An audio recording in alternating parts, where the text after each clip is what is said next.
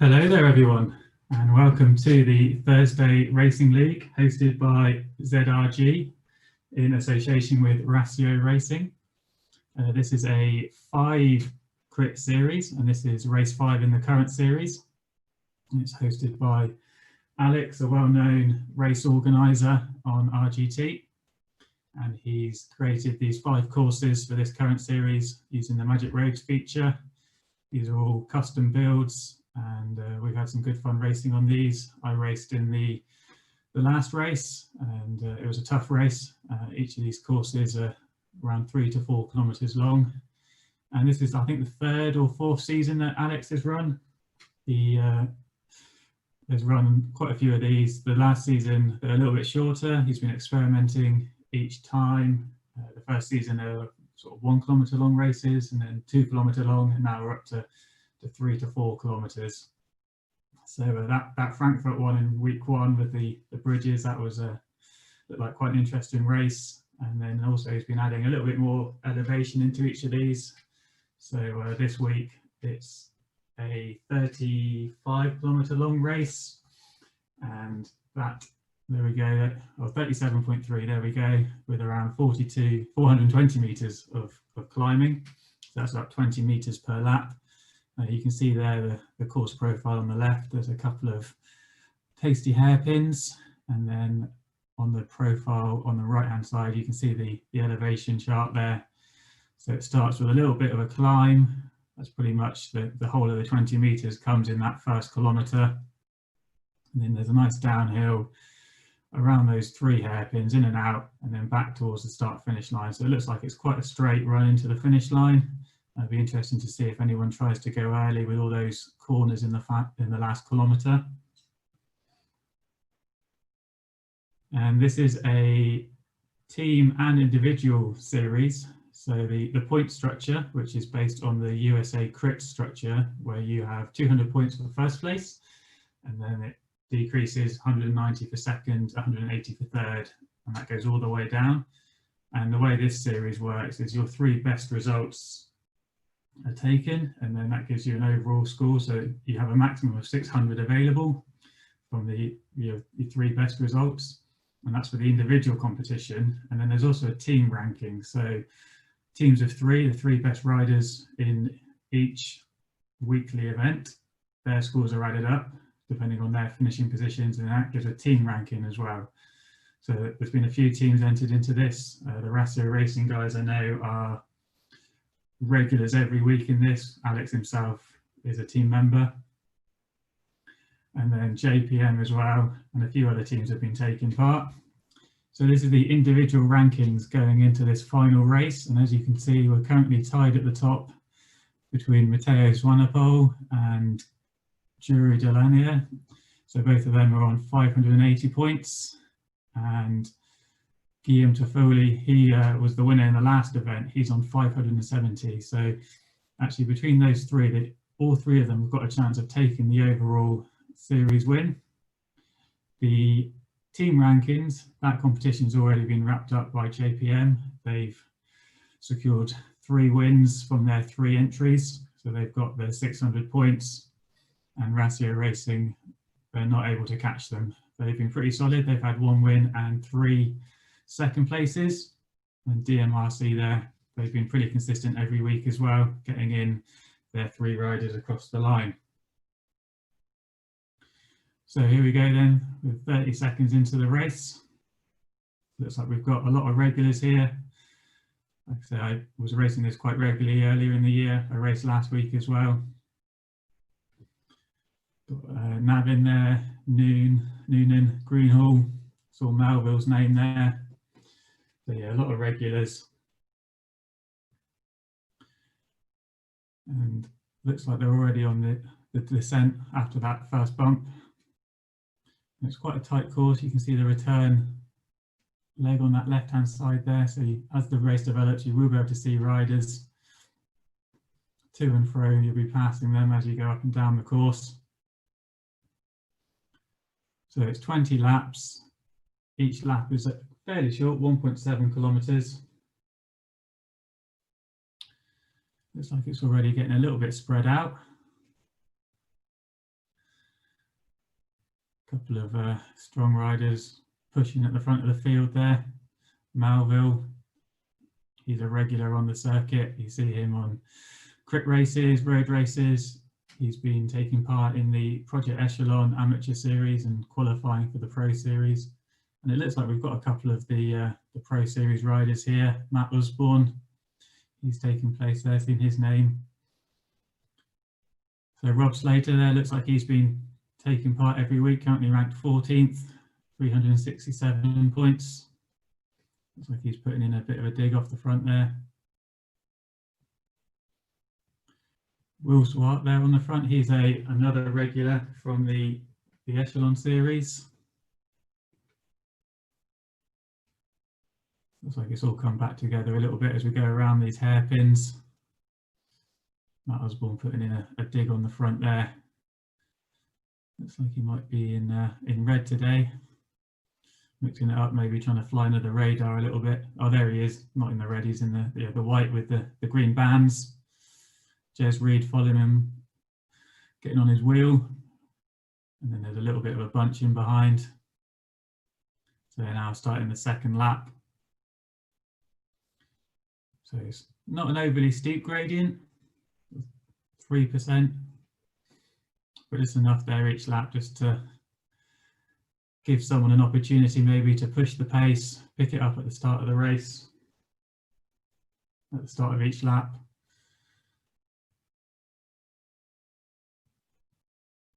We've just reached 10% as we reach the peak of that. So yeah, there's just enough there to put a bit of lactate into the legs.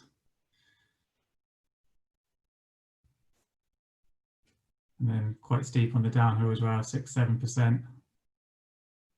Matt Osborne still pushing the pace at the front. Looks like it's still quite tightly packed in behind there. Those front 10 riders all within 10 meters of him. Still got a good sized bunch, and now Matt's been caught as the pace of the bunch on this downhill using that draft. If you've got 10 or so guys, they're going to really get the benefit of the draft. It can be quite hard to stay away. And there's Alex, currently ranked 5th, 500 points. So he's the event organizer. He's the guy that runs this every Thursday. He produces the courses using the Magic Road feature on RGT. And then he does all the leaderboards, does all the graphics as well. So he puts a lot of time and effort into making this a successful weekly race. And I think you can say that it is one of the better run events on RGT. He's there every week and it's got a good following now. You regularly get 50 riders racing each week, new riders joining. It's growing in popularity, and as well as with the platform growing as well. You know, things are really stepping up over this winter. New app updates released today, new race modes. So we've now got the ability as race organisers to set up our own time trial events, and also an elimination mode. So that's new. I don't think there's any other platform that is doing that. And following on from this race at 7 PM, we're hopefully going to bring you some footage of probably the very first elimination race on RGT. So that's going to follow this broadcast, and we'll get our first look at how that works. And that's quite exciting really, because that really gives new tools for event organisers. So here's Guillaume Toffoli in the dark blue kit there, currently ranked 3rd. He had a strong race last week. I tried pushing it up the final hill, and as I started suffering, he absolutely blew past me at 13 watts a kilo, and then held on for the last few hundred meters to take a very solid victory. He's got to be careful here though. He's just slipping away slightly off the back of that field. There we go, it's not too bad. He's back on the pack. As we hit that 10% bit, the bunch closes up a little bit. Here's Lopez on the front. I've seen his name at the front quite a lot so far in this race. He's pushing it. Nick Greenall there as well. You've got the Rassio Racing guys there in the black kit with the orange helmets. So Joris Sheppers, Nick Greenall, Alex. There's a couple of others as well whose names escape me at the moment. Not sure if they're in this race, but they have been absolutely dominant in the team time trial. So that's a weekly competition, and they won 4 out of the first 6 events, and they still had podiums in the other 2. So they've absolutely cleaned up there. There's 6 of those guys, and they've been really solid week in, week out, really embraced it. And that is a weekly competition. That's currently having a bit of a hiatus over the Christmas period. You can do it on a weekly basis, and then there'll be a new season starting of that in January. So that's starting on January the 18th. And there's more details on the RGT website. So that's rgtcycling.com/MRETT. So you can get all the latest details there, and that's run weekly on custom courses. And that's currently got around 15 to 20 teams. And that's been a really good addition in the last few weeks to the platform, and people have really embraced that. And it's helped generate some team interest, like these Ratio racing guys. You can see there, Nick pushing it on the front. Don't know if he's perhaps a bit sacrificial, trying to give his teammates a little bit of a rest in the pack. This course is quite interesting. You can see these hairpins that we talked about earlier, with a few straights in between. It's really stringing it out. So the riders, they're going to have to work pretty hard to close down any gaps.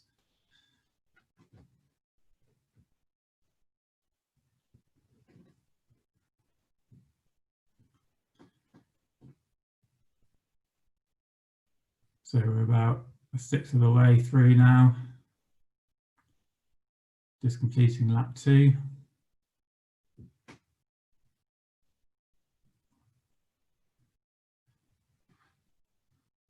As we start to approach this little hill again, starts off quite gentle, 1 to 3%. Then it does quite quickly ramp up to a steepest portion of 10%. Looks like a little bit of a break there. Osborne again pushing the pace. He's always very solid. He's an aggressive rider. You'll always find him at the pointy end of the field. And Alex as well there. Red numbers throughout the pack. And it looks like there's a bit of a gap forming.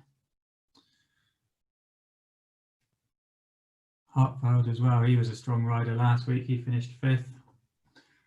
Let's have a look, see if we can find out where he is in the overall standings. So I think he is right up there. Yeah, so he's in 4th place at the moment. He's looking to defend that position from Alex. So they've got a little bit of a battle going on to try and finish in the top 5. And it looks like we've got a little bit of a split here. We've got 4 riders away. We've got a little bit of a gap off the front. If they maybe push out of that corner, they might be able to maintain that. But that pack's looking pretty strung out behind. They've managed to maintain that gap of 20 meters. And here's the bunch behind.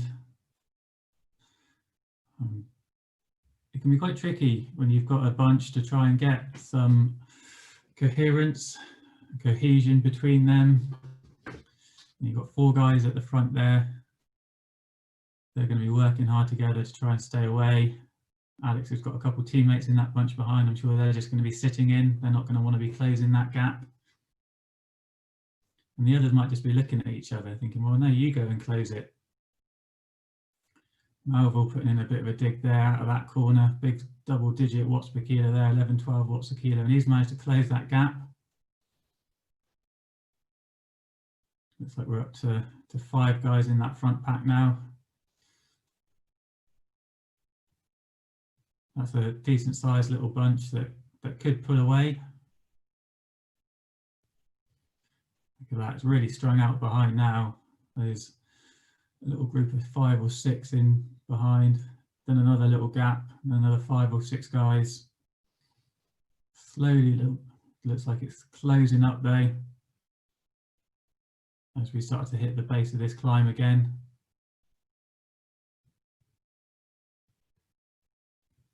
It's really spread out this. Those hairpins are really doing a job at mixing it up. they're doing more damage than the hill on this course. This hill slightly just slowed up that chase and that break. Come back together a little bit there. But look at that, Osborne again, leading from the front, pushing it up that 10% bit. And Melville breaking off the front now. Big attack by him. He's got a 15-meter lead. Who's going to go with him? You can see there on the leaderboard, look how stretched out that is. It was, for a second there, it was up to 35 meters covering the top 10. Coming back together a little bit. And in the top right, you can see all those little white dots on the elevation chart. Look how spread out that is. There's been a lot of damage done in the last couple of laps.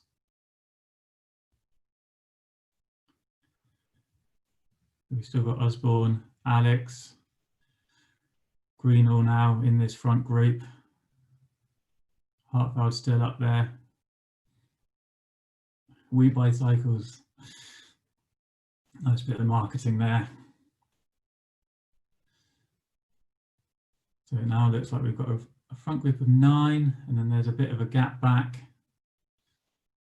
But even now it's still being stretched out. They're not easing up, they're pushing on, trying to really increase that advantage around these hairpins.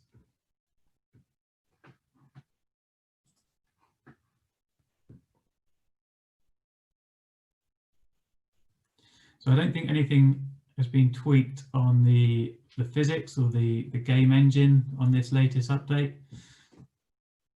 I had a little ride this morning, went on the new real road that has been released, the Dirty River course, which is up, it's set just off of Lake Kilda up in the north of England.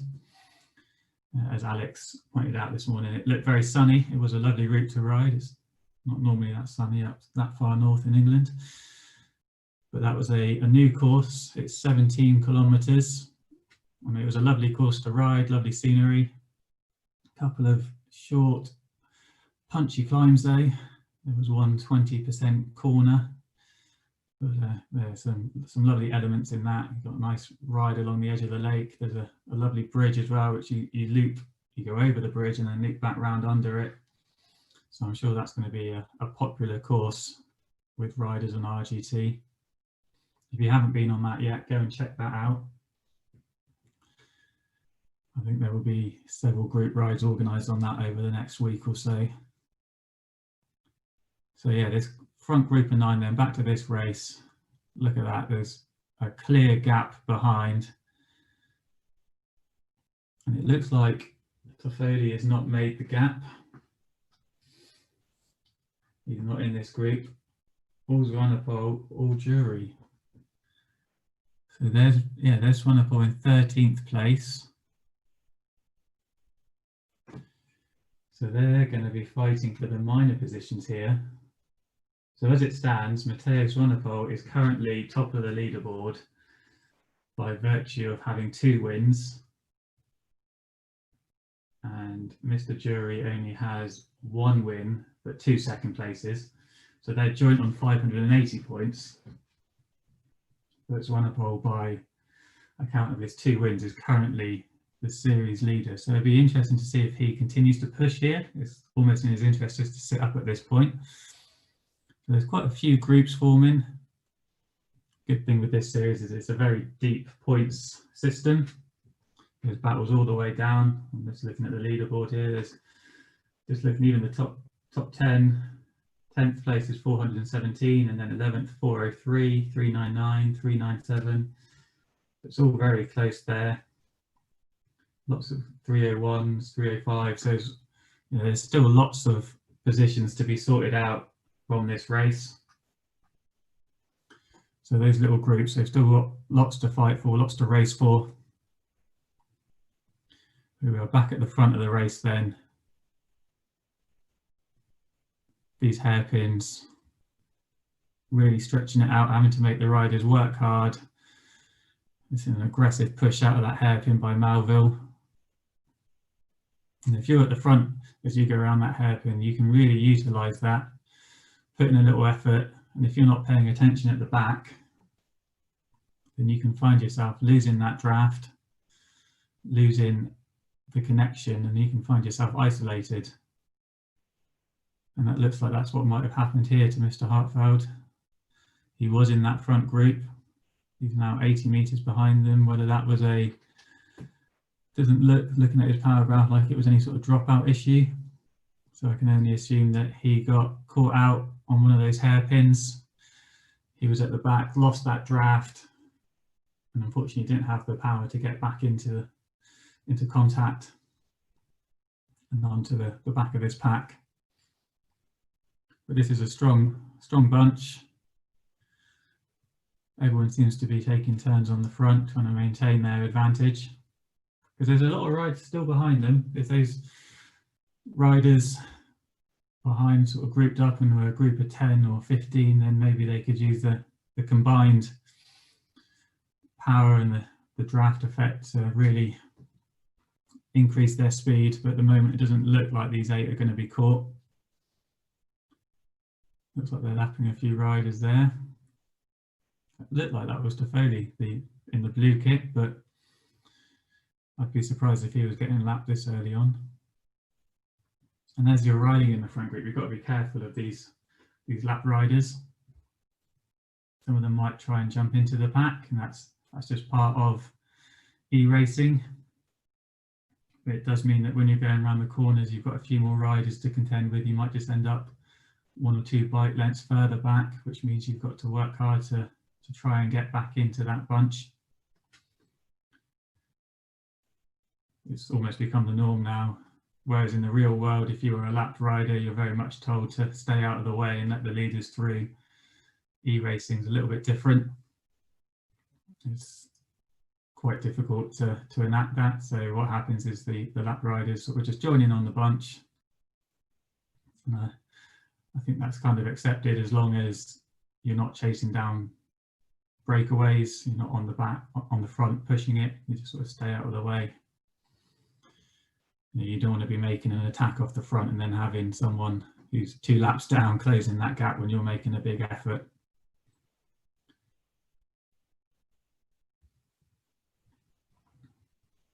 So it's got stretched out there. It looks like We Buy Cycles has maybe just been caught out by some of that traffic. This is what I was talking about. If you're at the back of that train and then suddenly the front is pushing on and you're 10, 15 meters behind that last rider, even though there's a couple of lap riders in between, you can find yourself losing that draft, getting isolated. And maybe Bird as well, just looking at the numbers there, he's working hard, 7 Watsukiya, red numbers, trying to just get on terms again.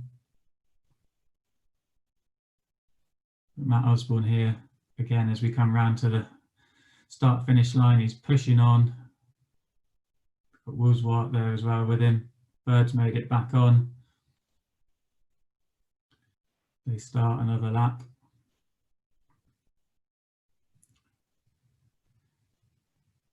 So quite a lot of traffic here, being a sort of medium length 1.7 kilometre crit. Of course, it's quite easy to lap a few riders. Look at this, it's really getting spread out now. Once again, got 3 riders on the front here pushing hard.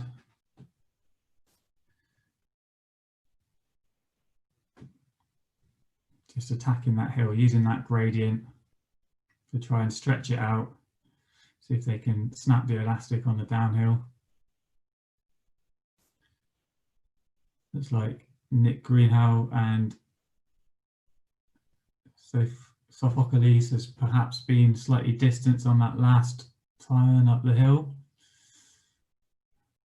These 3 guys now, Alex, Malville, Bird, trying to get back on terms with Osborne and Swart up front. It looks like those 5 are going to come back together, but that's been a destructive lap. I've seen the pack go from, I think it was 9 down to 5 on that one lap. We're not even halfway around. This race has absolutely been blown to pieces. That's partly the nature of the riders. We've had some very aggressive riding, not just up that hill, but also out of the hairpins. No one's really coasting. But also the nature of the course. Looks like it's quite a technical course. Lots of opportunities for attacks, and people are making the most of that. They're taking those opportunities.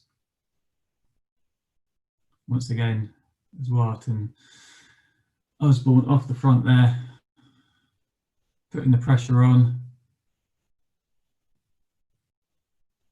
leading it round that hairpin, and the other three having to work hard, try and stay in contact. And when you're working hard like this, those gaps open up, you lose that draft. It means you're having to work that little bit harder just to maintain that effort, just to get onto the wheel every time. There's not really any recovery either on this course. Each of those straights is quite short. You've got that hill as well, so there's no long sections where you can just hide in the draft. You're working the whole way around.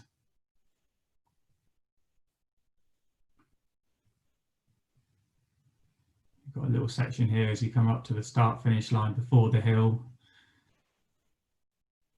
But other than that, it's a very technical course.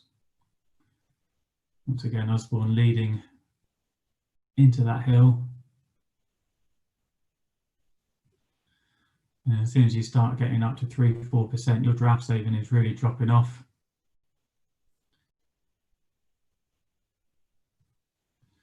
So here's Sophocles. Terrible pronunciation, I apologise for that. He's working hard trying to get back on. He's 70 metres behind. I think he's 50 metres behind, and then Greenhill's 70 metres behind. So he's using these hills, he's working hard trying to close that gap.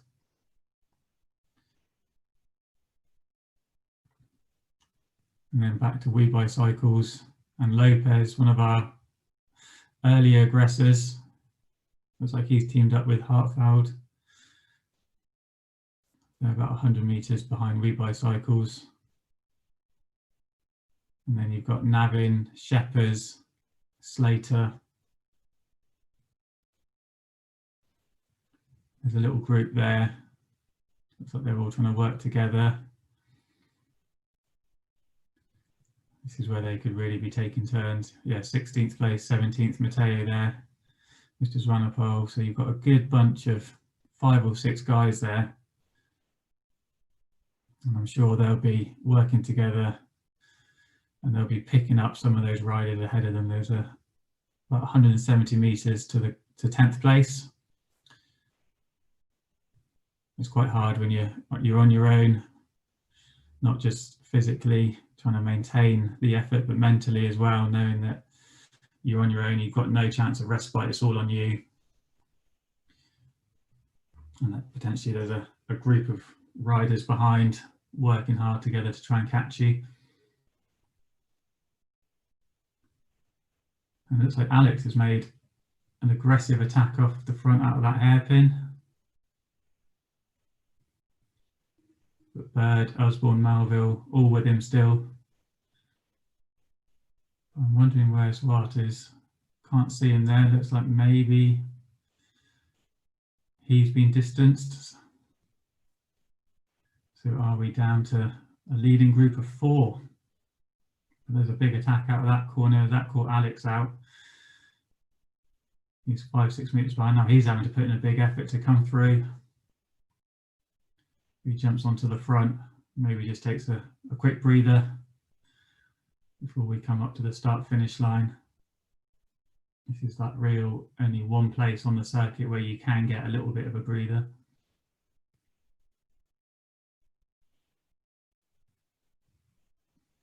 So it looks like Will Swart has disappeared from the race, whether that's an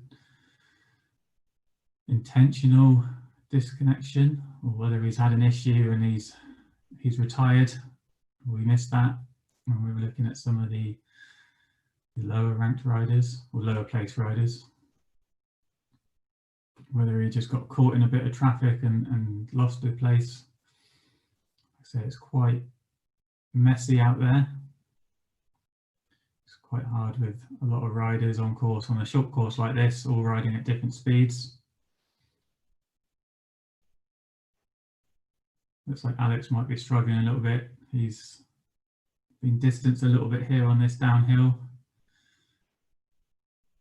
Sort of 30 metres off the back of this group, and these guys are pushing hard. Once again, Matt Osborne really pushing the pace every opportunity. I'm really surprised to see that we're down to a front group of 3 so early in the race. I thought this would have stuck together a little bit longer. Not quite halfway through yet. Whether these front 3 will continue to keep pushing, keep slugging it out against each other, try and drop each other now, or whether they'll just keep working together to maintain that lead and then work together to get to the finish line for a sprint finish. It's also a little bit surprising because once you get a smaller group, it's much easier to maintain that wheel. You're not getting strung out from front to back. If you've got, like at the start of the race, 30 riders, 40, 50 riders all together from the front to the back of that pack around the corner could easily be 50 metres. But once you're down to even just 10 riders, it generally stays pretty tight around the corners. So I'm surprised it's blown apart in quite the way that it has. But what you could find is, and it's starting to happen, some of those groups are coalescing on the road, getting little groups of 3, 4 riders, up to 5 or 6, and that could see them then starting to gain on each other, working together, and maybe that front group of 3 will get caught because they're just 3 of them. They could tire if you've got a group of 5 or 6 behind working hard, taking turns on the front. We've still got 18 kilometres to go. We've only just gone through half distance. This could be an interesting second half of the race. These 3 guys are going to be sharing the workload, 1/3 of that workload each if you're sharing it evenly, and then trying to maintain 4.5, 5 watts a kilo. Whereas a group behind of 6 guys, you could push a bit harder, take a longer break, and we might see it coming back together. I can see there, looking at the leaderboard, you've got Greenhall, We Buy Cycles, Hartfeld. They're not far apart from each other. It'd be interesting to have a little scroll down and see just how big the groups behind that are. Because if you had, like I say, a group of 5, catching these individual riders, scooping them up, that pack is going to swell in size, and as a result, it's only going to get faster and faster.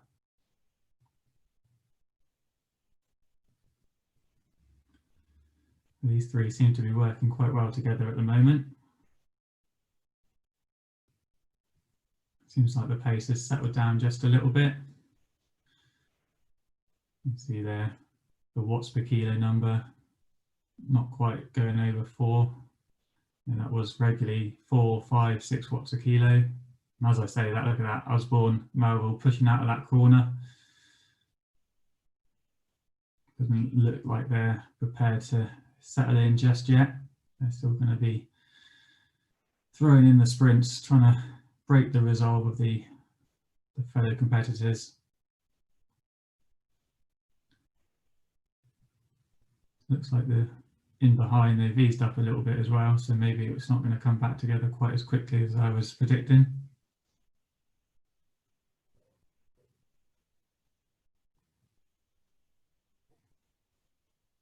Look at that, out of the corner again, pushing hard. Melville having to do 11 watts a kilo just to get back on terms. Baird with a 7 watts per kilo effort there. Really dropping the power. I don't know too much about Baird. Osborne, I know, is a strong sprinter. He won the Armed Forces Classic Echelon race at the weekend. That was held on Sunday. He's just pushing through the traffic there, trying to use that maybe as a bit of a smoke screen whilst he attacks. Looks like the others are wise to it. Although Baird is now 10-metre gap, having to work hard to get back on terms. Melville pushing, looks like he's seen that.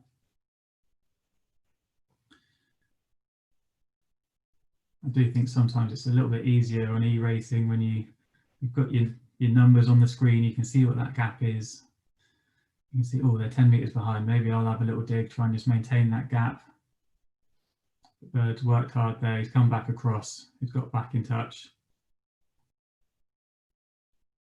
So here we are, 4th and 5th then. Alex has been caught. These two are 250 meters back. And if they just ride a nice, constant, steady effort,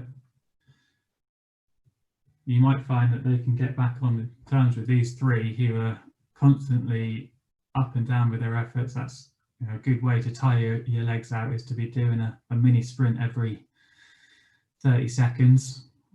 That will build up the lactate in your legs quite quickly. And that could see them blowing up a little bit as we go deeper into this race.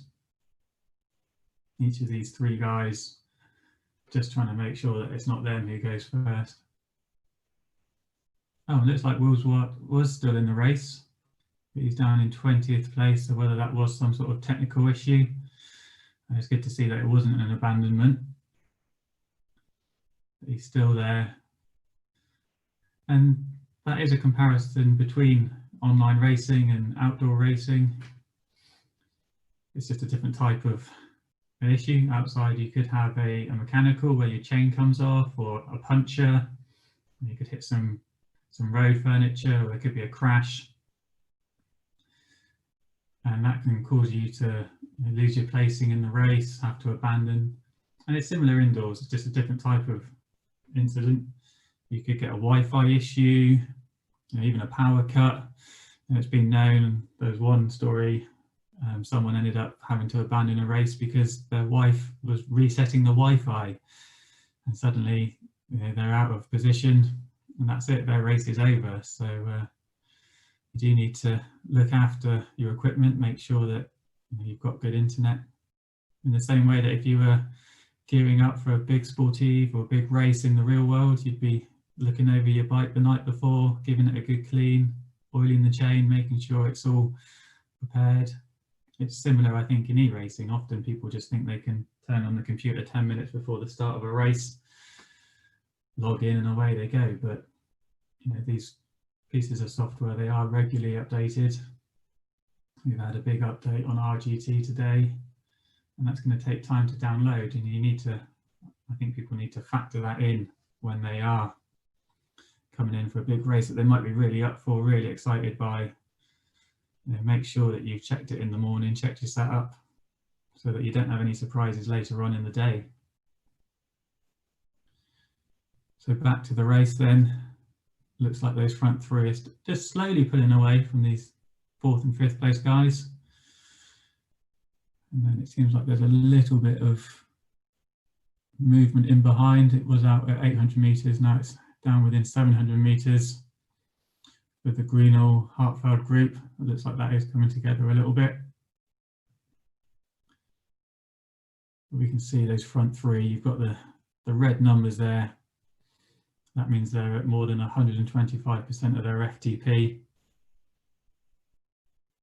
I know Melville, he's quite a light guy, so, but very strong. He's got a very good sprint on him. He certainly will give Osborne a good run for his money in any sprint. But Osborne's got a strong sprint and he's got good recovery as well. You know, he can keep doing these efforts again and again. But B-Bird, he's a little bit unknown to me. I think he might have raced in the Tour of the Gila Echelon Series. That was a 3-day race. That was held 3 weekends ago. I know there was a couple of draft guys who were racing in that, and he seems to be a strong rider, so I wouldn't be surprised if he was there. And so that Echelon Series, that's being hosted by Frank Cundiff and Eric Hill, so they've organised all of this.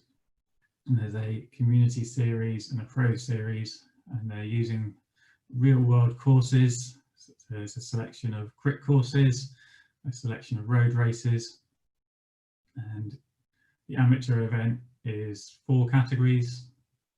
depending on your sort of ability level, and that's completely free to enter. You don't even have to be a premium member on RGT, and that's held the weekend before the Pro Series, which is an invitational only series. But these are invitational riders who are real world riders that have raced these courses.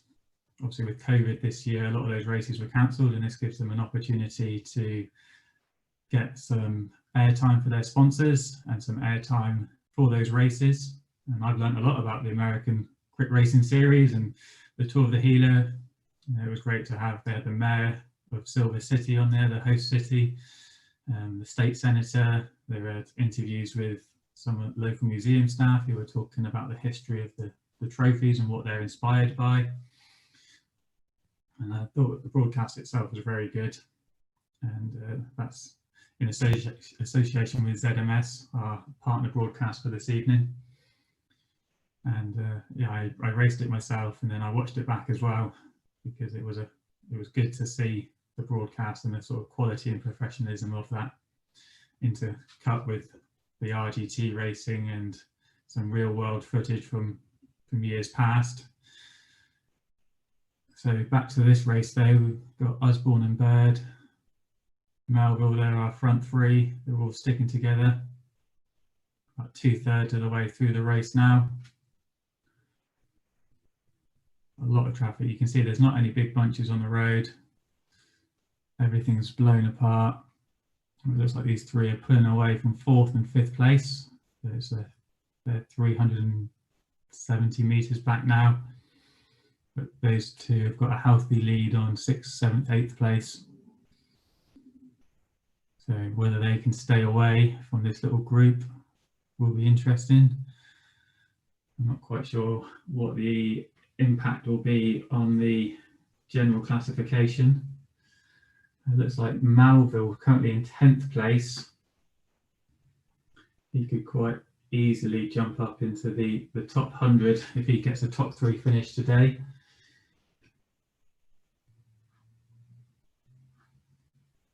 And then Wout Hartfeld as well, because our current top 3, none of them are in the top 10 on the road.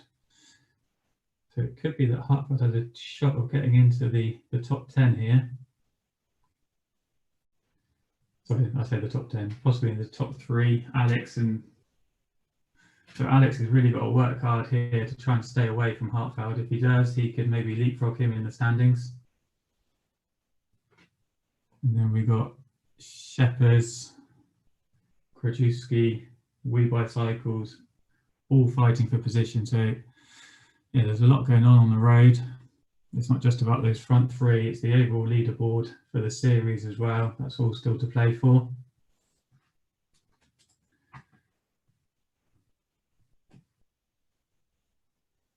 Once again, look, Osborne, 500 watts out of that corner, just putting the pressure on, making the others chase.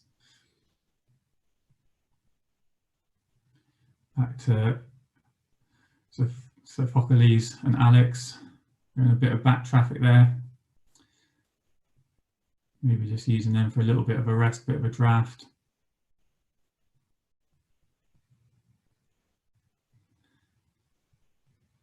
But they're pushing through now. Lopez 2 and 6, so he's done well. He was outside that top 10 when we last saw him, one of the early aggressors from this race, but he's now come back into that group. And it seems like we've got a little group of 4 or 5 guys that have formed a group there, and they're currently around 450 meters back from our 4th and 5th place guys. Here we go. Here's Alex and Sophocles, 4th and 5th.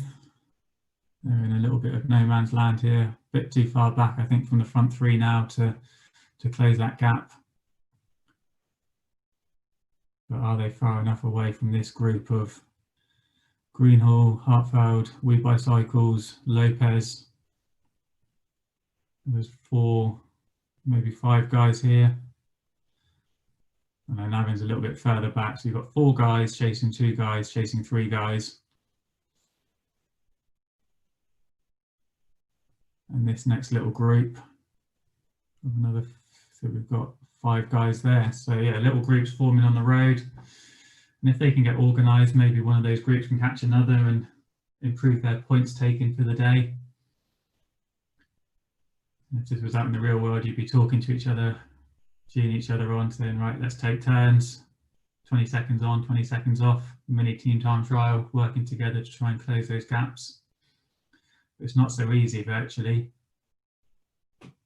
You can use the in-game messenger, but then everyone else can see what you're saying as well throughout the whole field. So it's not quite so secret, not quite so undercover, but there is an option there to do that. It seems to me that Malville, not sure if he's struggling or if he's maybe just playing it a bit coy, and he always seems to be at behind these two. Though as I say that, of course, he jumps to the front. He's an experienced rider on the platform, so I could fully imagine that he's just sitting in behind these two, taking a little bit of draft saving that he can, using that to his advantage, letting these two push on. As I've said, I'm a very aggressive rider, always likes to lead from the front, which if you've got the legs to do, is a strong tactic. But for Malville, you could possibly just sit in behind, take that draft saving.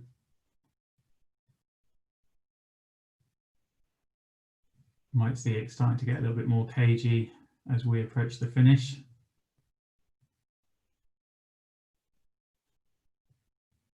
Once again, hitting the base of that climb, ramps up quite quickly, 6%, 10% on that turn. I think it peaks just at 11.7 briefly. It can be quite tricky as you come through that traffic. It's not just about the draft, but as you come through the back markers, you can use that as a bit of a smoke screen. As a following rider, it's possible just to lose sight of that guy in front of you. You might be concentrating on just getting a bit of draft off one of the back markers, not realise the front guy's pushing on. It's come back together there. It looks like it's all getting stretched out through the field. None of those gaps seem to be closing up. So it's going to come down to those individual groups, a series of short sprint finishes, or small sprint finishes. I'm not sure how short it will be. I imagine one of these front three will go quite early, possibly out of that final hairpin. Looks like Wolswart is recovering slightly, up to 16th place. He'll be disappointed, I'm sure, after having a strong start to the race. He was in that leading group for a long time.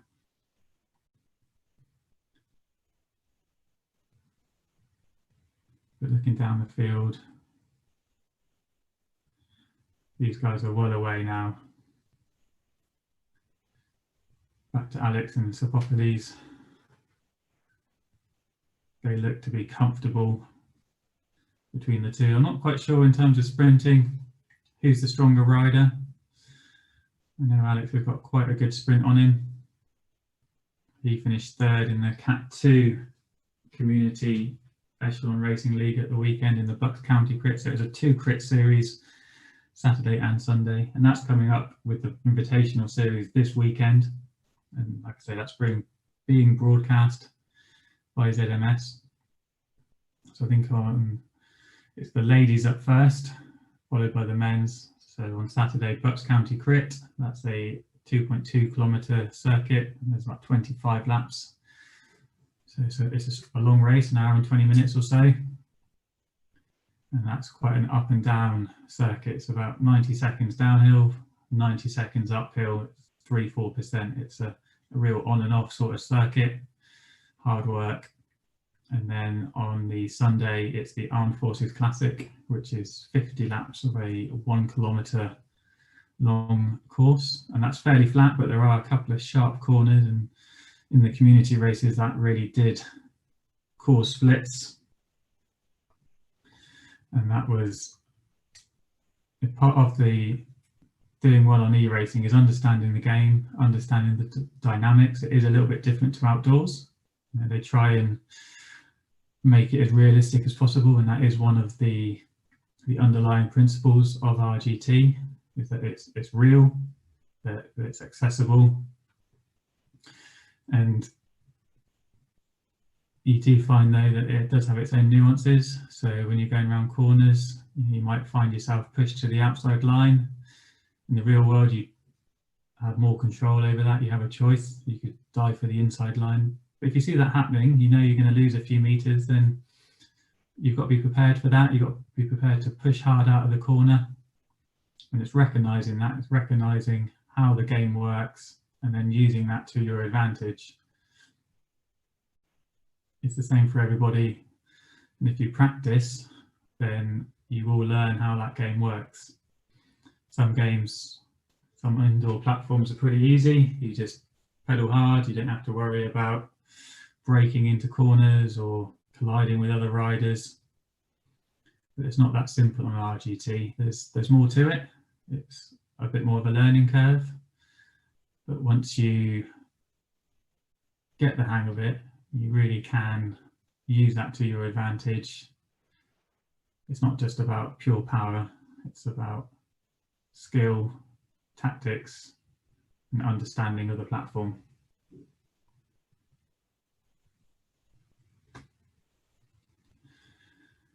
So we've got, I think it's 3 laps left now, only 6 kilometers. And looking like these front two, Osborne and Bird, have put in a little bit of distance to Melville. Looks like he's just been slightly gapped there. He's got a 25-meter deficit to Bird, and that's growing. Those front two are really pushed out of that last corner. They've seen him off the back, and they're using that advantage. They're not easing up. They know there's only a few laps left, and if they can drop the third rider at this point, then it just becomes a head-to-head for the finish. I'm sure Melville will be slightly disappointed at losing that wheel so close to the finish line. But at this point, he's looking good for a podium, which will really push him up those series rankings.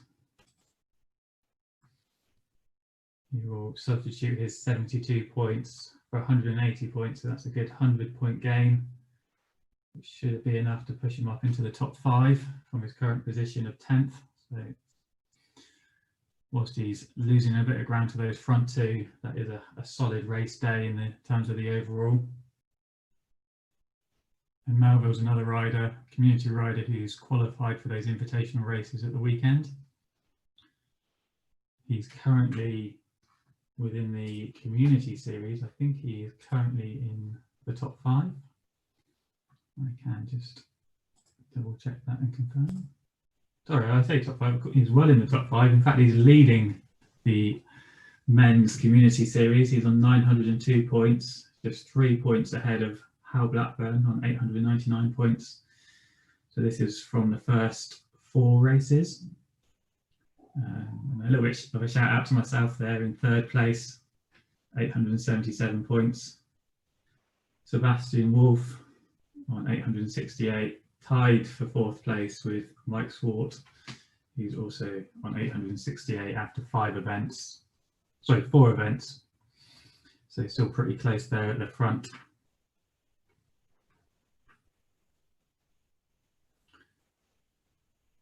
So it's not too late to join in on that series. The next 2 community events will be just after Christmas, actually on Boxing Day if you're in the UK, and the 27th. So the next 2 are 2 short crit races. I think each circuit is around about just over a kilometre, and that's the 26th and the 27th. So check out the Echelon Racing League. If you just Google that, that will take you to the web page, and that will give you all the info you need. And that is a series that is divided into 4 categories, so don't feel like you're going to be thrown in against a load of really strong riders. You pick which category you feel comfortable racing in. Obviously, if you are a very strong rider, don't go riding in the lowest category. It is all about riding fair.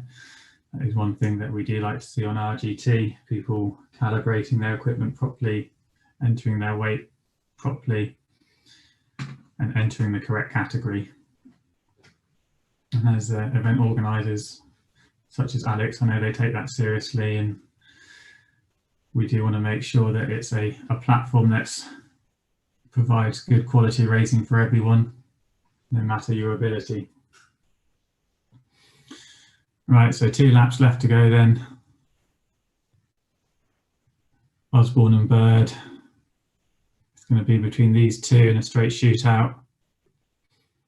So 150 metres up the road from Melville, going up the short little bump for the penultimate time. Alex and Sophocles are still together.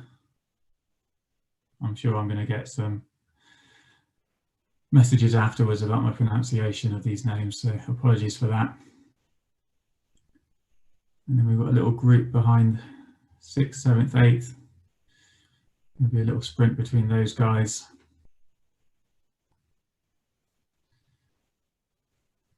So back to Osborne and Bird. 3k to go, just under 2 miles in old money. Continuing to come through and overtake riders on the road, all of which could play a little bit of a part in these final few kilometres, creating a little bit of a smoke screen. Maybe a launch pad for one of these guys to jump and grab a little bit of a draft.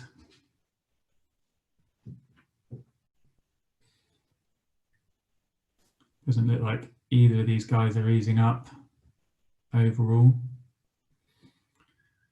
Both of these guys are quite new to the platform, but they've really adapted to it. You saw them there just as they're coming around that wider bend, easing up. Because of the auto braking, there's no point keeping the power on as you're coming around the corner itself. If you see the power numbers here, you see that in the top left turning red, that means the brakes are being applied. Can't go around a hairpin at 40 miles an hour. Another strong attack out of that corner. 600-700 watts there. This Bird just going to go straight past. He's just going to ease up a little bit. A bit of cat and mouse as we come into this penultimate home straight. Oh no, not quite yet, just one more hairpin.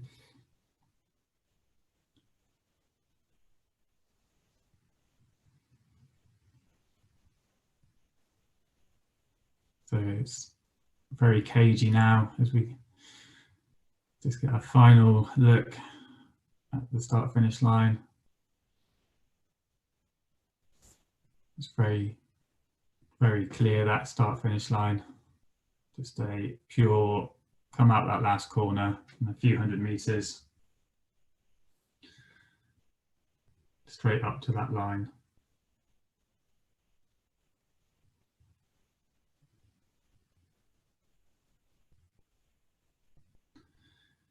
So the last time up this hill then, onto that last lap.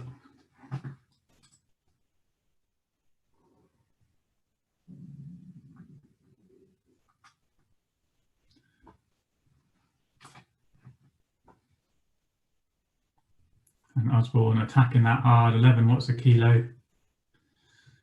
He's powered over the top. 20 metre gap on Bird. Looks like he's going to go early if he can. Not leave it to that final sprint, even though we know he's got the power. And he is pushing ahead. Bird has still got the red numbers behind, 9 watts a kilo, trying to close. It's slowly coming down. He's going to start getting a bit of draft saving now as he starts to get a little bit closer. Down to 10 meters. 1 kilometer to go then, into the traffic. Will this have an effect on the final placings?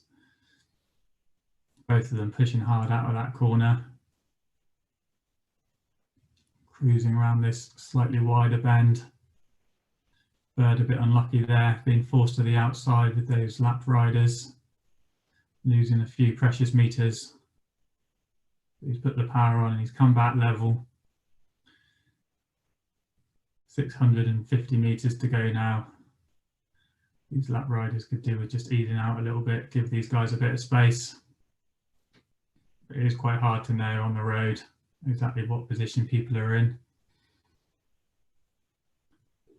Again, Bird just being caught out, but Osborne leading from the front. That's the benefit. If you get to the front, you can dictate terms. Well, I thought Bird was going to make a break for it there. He came to the front. So around this is the penultimate corner, this tight hairpin.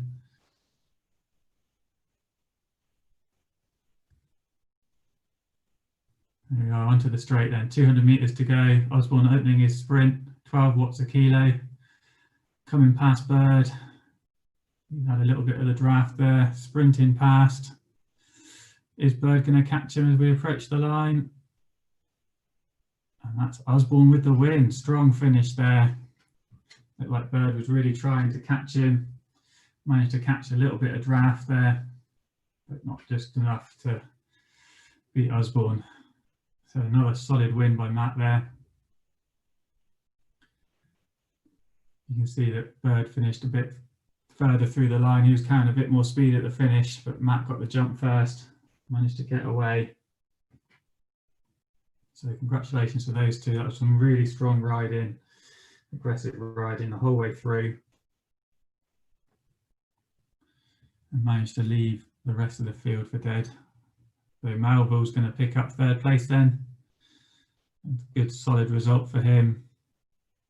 It looks like Sophocles has pulled away from Alex. And he will take fourth place, I imagine. We should be able to catch just the last, be able to catch the top 10, I imagine, before we jump over to the elimination race.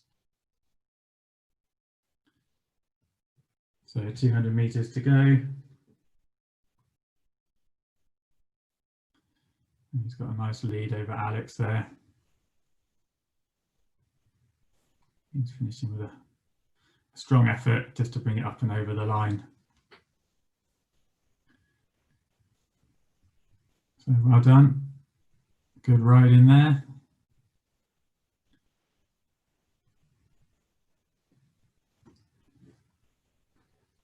And then Alex finishing in fifth place. And then it's a little bit of a group behind there. 4 guys, 5 guys rounding up the top 10. Another 500 meters down the road.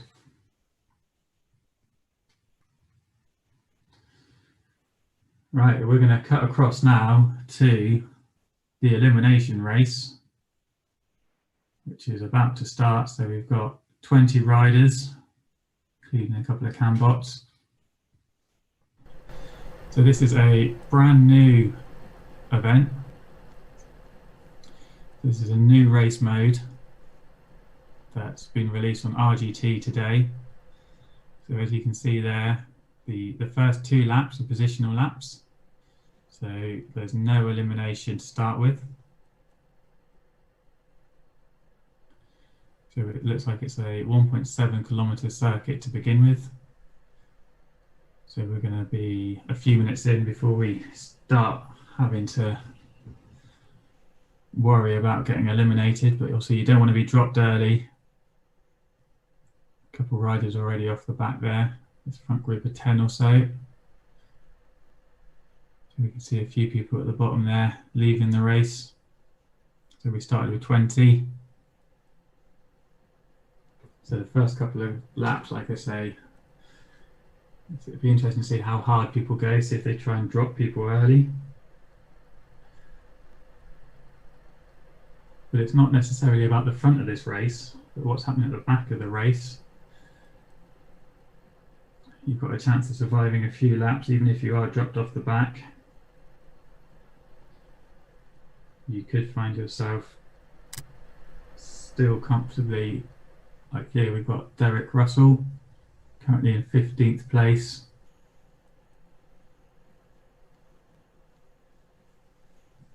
But what's interesting is you've got the camera bots, which we put in, they're the cameramen. They're going to get eliminated first. But you've got 2 laps with no elimination, and then 2 are eliminated every lap until the end. So we're not going to see any eliminations until the end of the 3rd lap.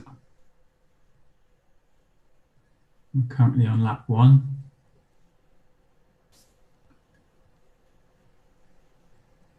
So it's going to be a maximum. I'm trying to do some maths in my head. Of 11 laps. Maybe the app is saying 15 laps. I'm being a bit hazy here because I'm not entirely sure how this works. This is new to all of us, new today. It'd be interesting to see the tactics. No one's really smashing it here. I think they know that they've got a few riders off the back. So these guys can take it a bit steady initially to save their legs for when they need them. Looks like there's a front group of 11 or so.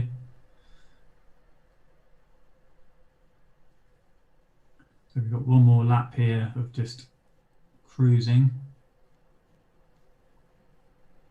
So this is the J-Town Crit course, which was created by David Daly. This is an Aussie course. There's one of the camera bots waving to the crowd there. So this is a pretty much dead flat course, only 1 or 2 meters of undulation over the duration of the lap.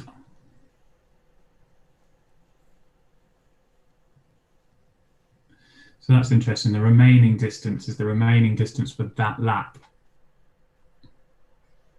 because obviously we don't quite know how long the entire race will last for. We've got 1 kilometre on this lap, and then we will be into the elimination laps.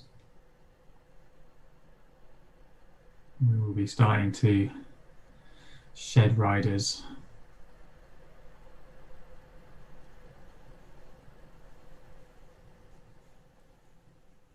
So one of the camera bots has gone.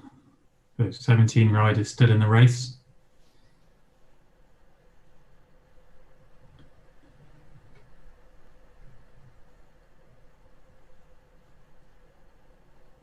There are a couple of sharp bends on this course and a little hairpin as well at the end of this straight.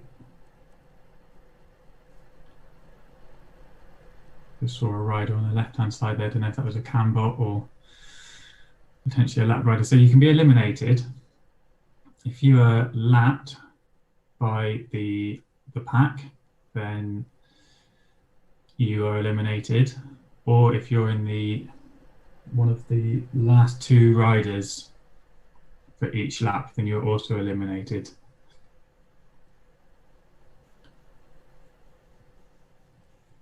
So there's a front group of 12 here, people working hard to stay in that bunch. Obviously you want to try and stay in that bunch for as long as possible.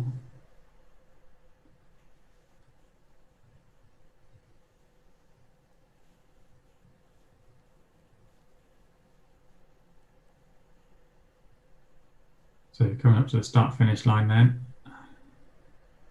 This will be the first elimination lap.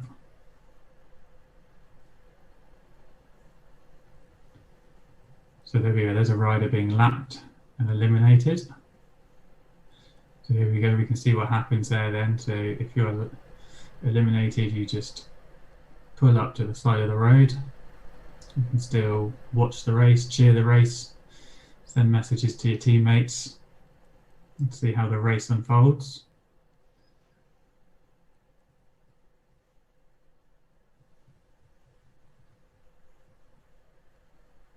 So it's about 2.5 minutes per lap.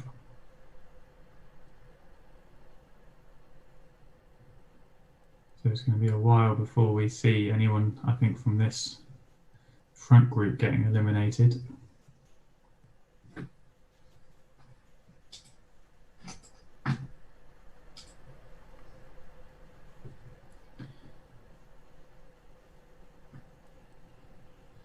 It does seem to be quite a gentle pace. You think compared to that Thursday Crit Series where there were regular red numbers coming out of every corner, here we're hardly seeing any red numbers at all. It's all very pedestrian. I think that's because people know they're safe at the moment. I'm sure as people race these series more and more, those tactics will develop.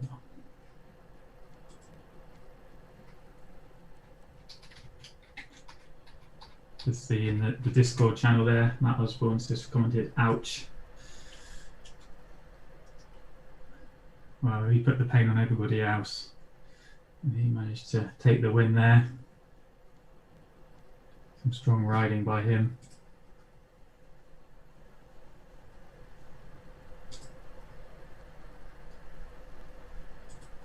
Right, so coming up around that hairpin, a few hundred meters to the start-finish line, where we will start to see another couple of riders eliminated.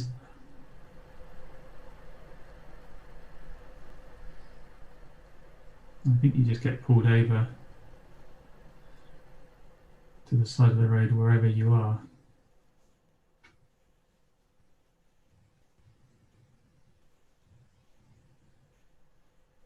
We shall see.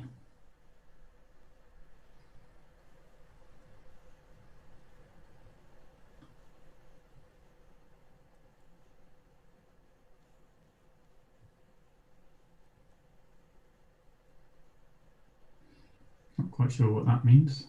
Elimination lap and the... Oh, so that must be whoever crosses the line first then. They initiate the lap. And there's our camera bot being lapped and eliminated.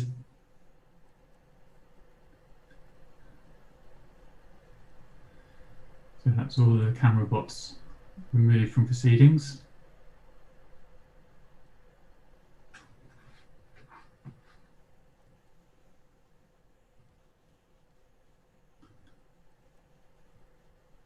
Another lap rider there.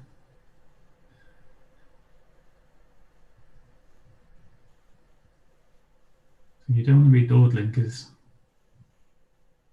you can quite easily find yourself being lapped ahead of the elimination. So I think if there's riders that are lapped and they're eliminated, that counts towards the 2 for that lap that will be eliminated. So you don't then add up an extra round of riders at the finish line.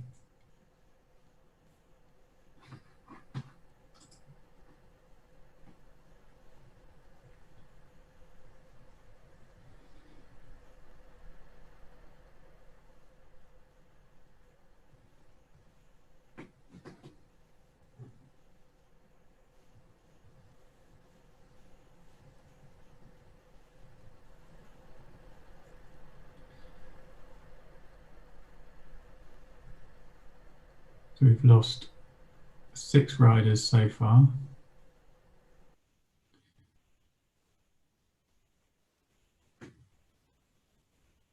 Looks like Russell will be our next rider to be eliminated. And Miller.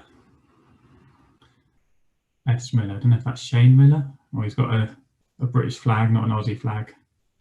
So those 2 potentially in danger of being eliminated on this lap.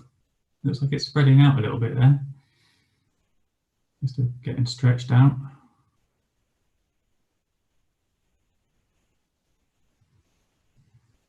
A few gaps opening up.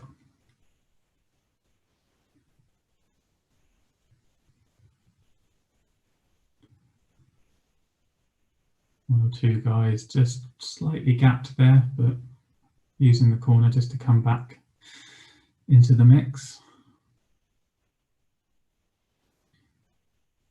Right, so is anyone going to be eliminated? We shall see.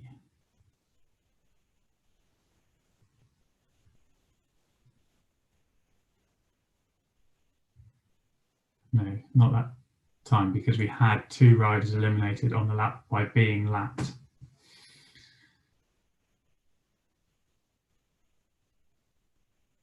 So we will see Miller and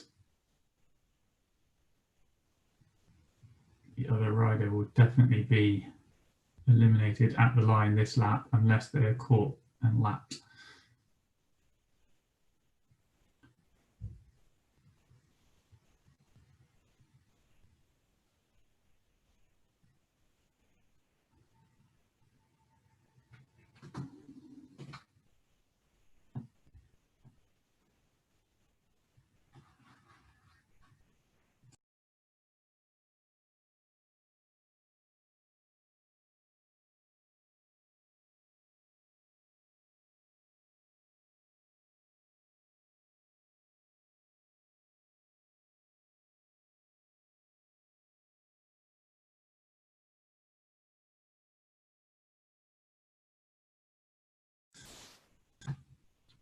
So this is looking a little bit dangerous for Didier. A few meters off the back there.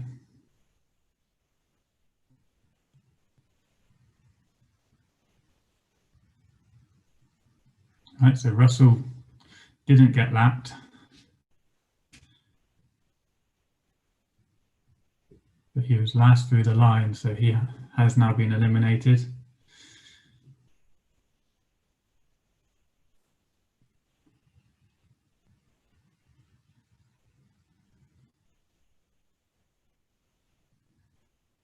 So Miller is in danger of being eliminated, and then we'll be into this group of 12.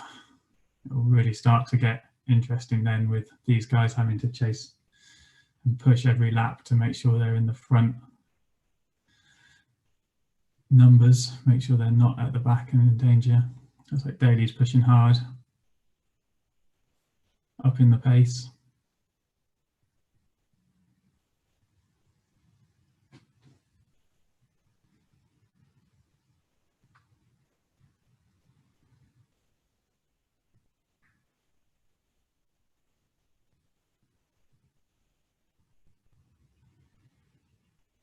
And we'll really start to see how this elimination format works. How hard they have to go each lap to get across that start line and ensure their survival.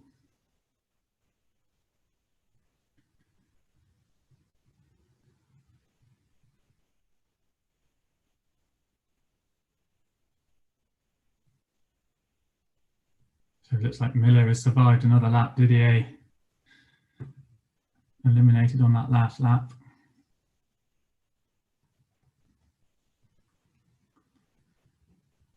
So Miller's somewhere behind this front group of 11. So one of these guys will get eliminated.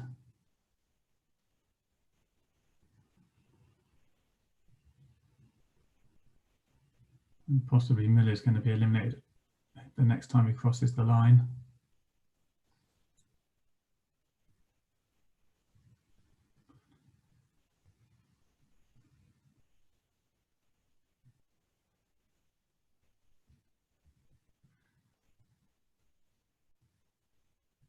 I think we're on lap 6 perhaps.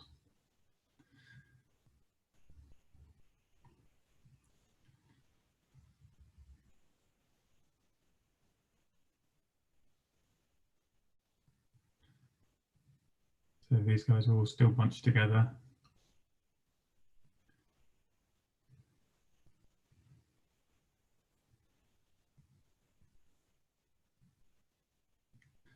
I think Miller's going to be getting the chop very shortly.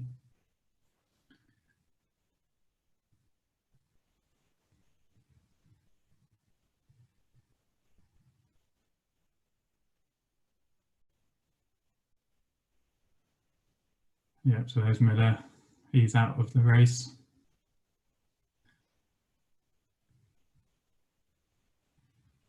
So one of these guys, I'm pretty sure on this crossing of the line, one of them will be, oh, it looks like Walker's off the back.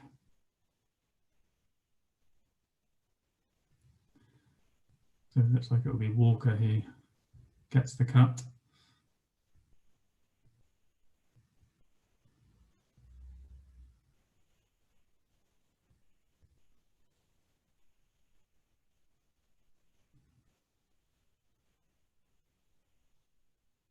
few guys getting dropped here. Could walk a push maybe and catch a rider in 10th place there. He could save himself for another lap. Looks like it would only be delaying the inevitable at this point, but if you had points on offer towards a series, that could be vital. It's not over till you cross the line.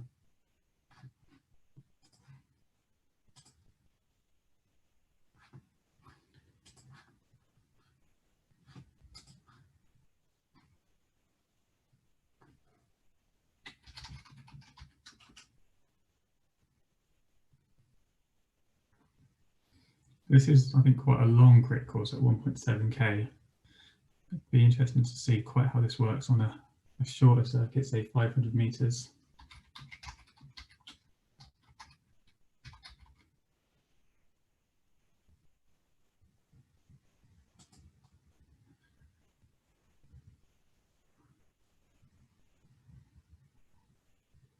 So there we go, 2 more riders out.